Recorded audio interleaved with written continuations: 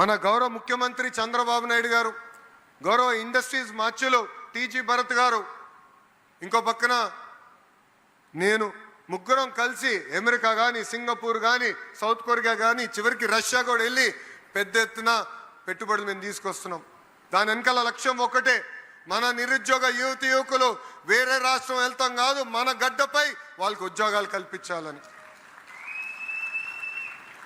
ఈరోజు నేను గర్వంగా చెప్తున్నా, ఏ రాష్ట్రానికి లేని ఇండస్ట్రీస్ మినిస్టర్ మనకు ఉన్నారు. ఆయనకి ఒక్క విషయం, ఒక్క మెసేజ్ పెట్టి అక్కడ ఒక పరిశ్రమ వెళ్తుందంట, ఇమ్మీడియట్గా మీరు మాట్లాడండి, పట్టుకరాండి అంటే తిప్పి నాకే రిప్లై పెట్టి ఇప్పటికీ నేను మాట్లాడాను, తప్పనిసరిగా వాళ్ళ ఆంధ్ర రాష్ట్రానికి వస్తున్నారని చెప్పే వ్యక్తి. ఆయన మాటల్లో స్లో, కానీ చేతల్లో మటుకు మా సూపర్ స్పీడ్.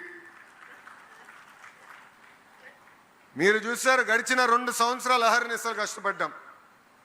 ఎందుకంటే బ్రాండ్ ఆంధ్రప్రదేశ్ చాలా దెబ్బతినింది. 2022లో ఈ ప్లాంట్కి క్లోజర్ నోటీస్ ఆనాటి పాలకులు ఇచ్చారు. వాళ్ళ మేనేజ్మెంట్ని నేనే స్వయంగా ఢిల్లీలో కలిసా. నేనే బ్రేక్ఫాస్ట్ పెట్టి మీరు రాండి, మేమున్నాం, జీవితాంతం మీకు అండగా నిలబడతాం, మా యువకులకి మీరు ఉద్యోగాలు కల్పించాలని నేను కోరటం జరిగింది.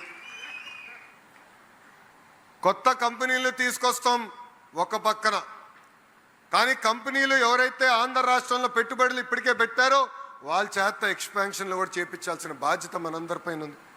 ఈరోజు వాళ్ళు పెట్టుబడులు పెడుతున్నారంటే దాని వెనకాల మన పిల్లల కష్టం ఉంది. ఇప్పుడే ఆదినారాయణ రెడ్డి గారు ఒక మాట చెప్పారు, కొంతమంది వచ్చి కార్డు పెట్టేసి బటన్ నొక్కి వెళ్ళిపోతున్నారు బయటికి. అది మారాలి. యువకులకి పిలిపిస్తున్నాం, మనం కష్టపడపోతే మన జీవితంలో మార్పు రాదు. నేను 2019లో 1985 తర్వాత గెలవని నియోజకవర్గంలో నేను పోటీ చేశా, ఓడిపోయా. 5300 ఓట్లతో ఓడిపోయా. 5 సంవత్సరాలు అహర్నిశలు మా మంగళగిరి నియోజకవర్గంలో కష్టపడ్డాను. ఈరోజు ఆంధ్ర రాష్ట్ర చరిత్రలో ఎప్పుడు లేని విధంగా 3rd హైయెస్ట్ మెజారిటీ నేను సాధించాను. దాని వెనకాల కష్టం ఉంది, దాని వెనకాల చెమట ఉంది. ఇక్కడున్న యువకులందరినీ కోరుతున్నా, కష్టపడదాం, పని చేద్దాం, కంపెనీలో కూడా మనం ఎదుగుదాం. మీ పనితీరు చూసే మళ్ళీ 3వ విడత ఎక్స్పాన్షన్ చేస్తారు. అందుకే యువకులందరినీ కోరుతున్నా, కలిసికట్టుగా మన రాష్ట్రాన్ని మనం నిర్మించుకోవాలి. రాష్ట్ర విభజన వల్ల ఎంత నష్టపోయామో మనందరూ తెలుసు. కట్టుబట్టలతో మెడబట్టి మనం బయటికి గెంటేశారు. రాజధాని ఎక్కడ పెట్టాలో చెప్పలేదు, రాజధాని కనీసం నిధులు కూడా ఆనాడు ఇవ్వలేదు. సొంత కాలుపైన ఈరోజు నిలబడుతున్నాం.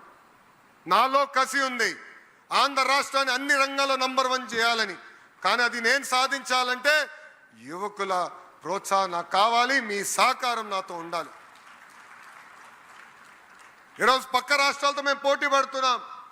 పక్క రాష్ట్రంతో పోటీపడి రాయల్ ఎన్ఫీల్డ్ తీసుకొచ్చాం. పక్క రాష్ట్రాలతో పోటీపడి ఈరోజు ఆమ్కా తీసుకొచ్చాం. కియా ఎక్స్పాన్షన్ చేస్తున్నారు తెలిసిన వెంటనే నేను వాళ్ళ హెడ్ క్వార్టర్స్కి వెళ్ళి ఏకంగా వాళ్ళ చేత ఎక్స్పాన్షన్ కూడా ఆంధ్ర రాష్ట్రంలో పెట్టాలని వాళ్ళకి చెప్తాం జరిగింది. సో ఏ ఒక్క విషయంలో మనం వెనకబడకూడదు, అన్ని రంగాల్లో మనం ముందరికి వెళ్ళాలి.